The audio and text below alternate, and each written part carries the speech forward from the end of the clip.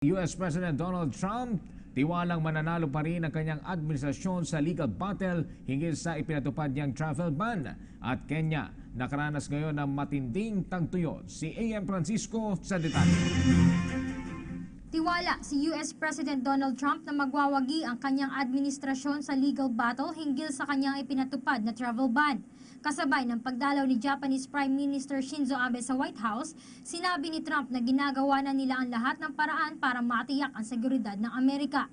Nagpahiwatig din si Trump na may niluluto silang panibagong hakbang para sa immigration na inaasahang kanyang i-anunsyo sa susunod na linggo.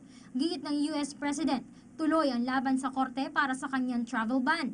Kahapon ay pinagtibay ng US Court of Appeals ang pagsususpinde sa travel ban. Sa kabila nito ay wala pa namang plano ang White House na kaagad umapela sa Supreme Court. Muli naman binatiko si Trump ang 9th Circuit Court of Appeals sa ginawang pagharang sa kanyang immigration order.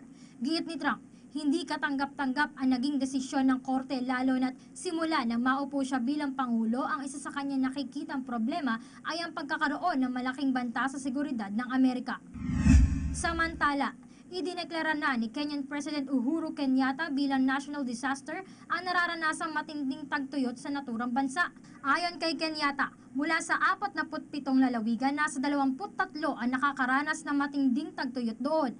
Nanawagan naman ang Kenyan President sa international community na relief assistance para sa mga komunidad na higit na nangangailangan.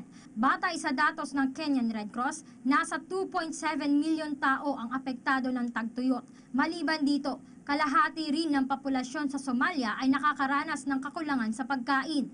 Ayon sa United Nations, posibleng makaranas ng famine o matinding kagutuman ang ilang bahagi ng Somalia. Para sa PTV News, A.M. Francisco.